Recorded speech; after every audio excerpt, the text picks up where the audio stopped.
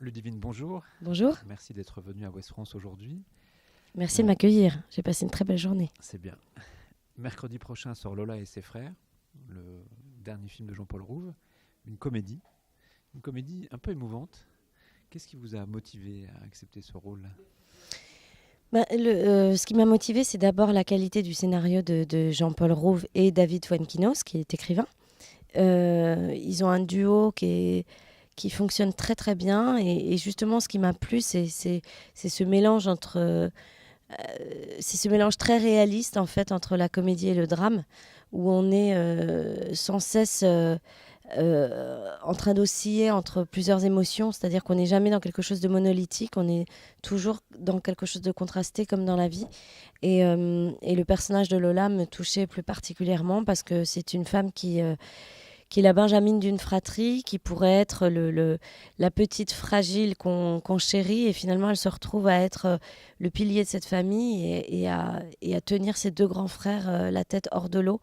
Et j'aime bien cette idée que derrière un air fragile, finalement, on est un rouleau compresseur. Ça vous correspond? Peut-être. La comédie, c'est quelque chose, vous disiez tout à l'heure, de presque facile pour vous. Vous disiez que vous aviez des facilités pour ça. Or, on sait que jouer dans le rythme, c'est quelque chose de compliqué. Il faut être vraiment dans le rythme quand c'est la comédie. Pourquoi vous avez ces facilités-là? Qu'est-ce qui...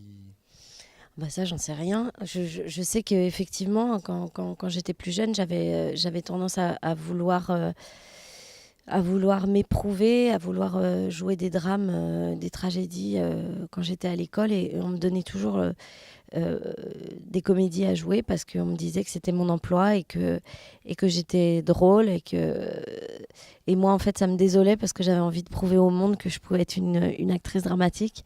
Vous l'avez prouvé. Je l'ai plus ou moins prouvé et c'est pour ça que et maintenant je me rends compte que j'ai un petit retard en fait en comédie et que c'est un terrain qui me plaît. Que déjà j'ai une énorme admiration pour les acteurs qui sont capables de faire ça, de rendre des histoires drôles, burlesques.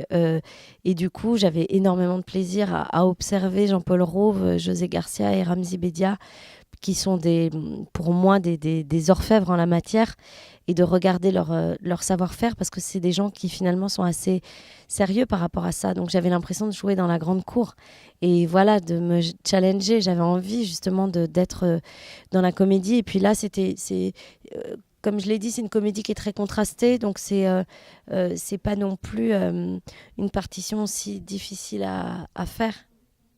Justement, il y a dans le cinéma français aujourd'hui un regain de cette comédie à la française, qui est à la fois une comédie drôle, avec de l'humour, des phrases qui claquent, mais aussi beaucoup d'émotions. On l'a vu avec Le Grand Bain, on l'a vu avec Le Jeu. Comment vous expliquez ce retour de ce type de comédie sociétale, entre guillemets, aujourd'hui en France? Est-ce que ça correspond aussi à ce qu'est la société chez nous, avec des moments de tristesse, mais aussi ce besoin de rire? Est-ce que ça... Oui, je pense que la société, même si elle est fragile, elle est fêlée, il y a un besoin il y a un besoin aussi du cinéma de répondre à sa vocation propre, c'est-à-dire à sortir les gens de leur quotidien, et que même si la base d'un scénario, ça peut être un quotidien morne qui ressemble au quotidien des gens, tout d'un coup de la sublimer et d'ouvrir vers une respiration, vers un espoir. Je pense que oui, ça fait du bien à tout le monde. Très bien, merci beaucoup Ludivine. On espère que le film touchera beaucoup de spectateurs. Moi aussi.